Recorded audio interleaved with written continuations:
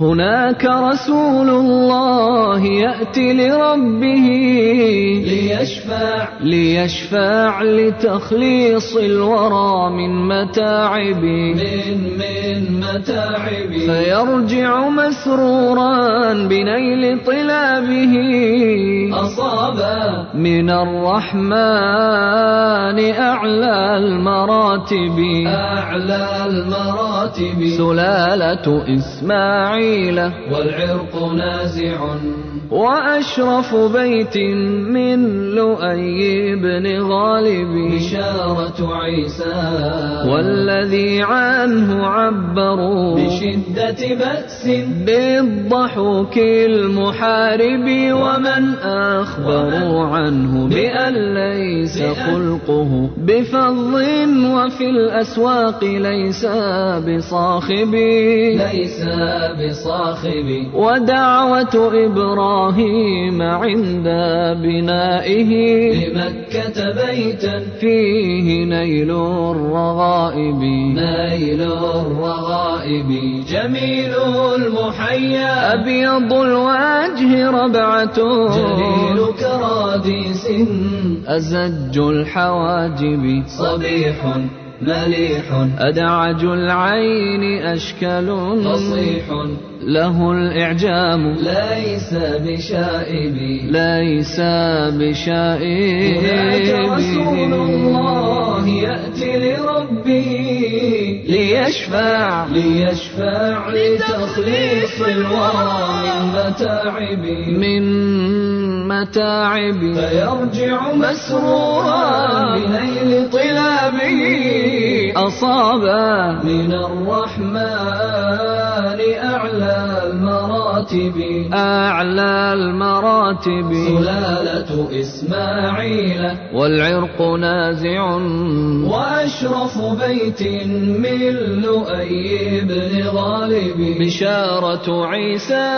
والذي عنه عبروا بشدة بأس بالضحك المحارب ومن أخبروا عنه بأن ليس خلقه بفظ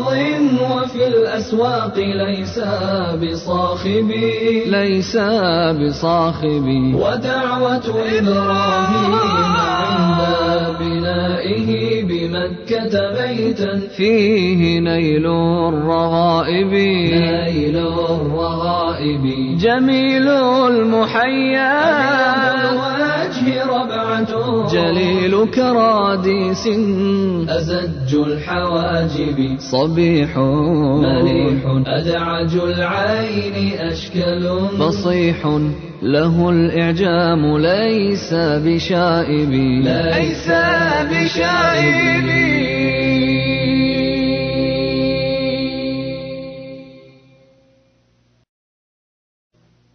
هناك رسول الله يأتي لربه ليشفع لتخليص الورى من متاعب فيرجع مسرورا بنيل طلابه أصابا من الرحمن أعلى المراتب سلالة إسماعيل والعرق نازع وأشرف بيت من لؤي بن غالب بشارة عيسى والذي عنه عبروا بشدة بأس بالضحك المحارب ومن أخبروا عنه بأن ليس خلقه بفظ وفي الأسواق ليس بصاخب ودعوة إبراهيم عند بنائه بمكة بيتا فيه نيل الرغائب جميل المحيا أبيض الوجه ربعته جليل كراديس أزج الحواجب صبيح مليح أدعج العين أشكل فصيح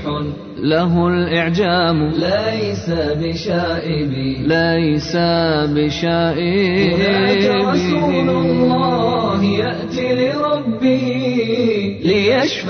ليشفع لتخليص الورى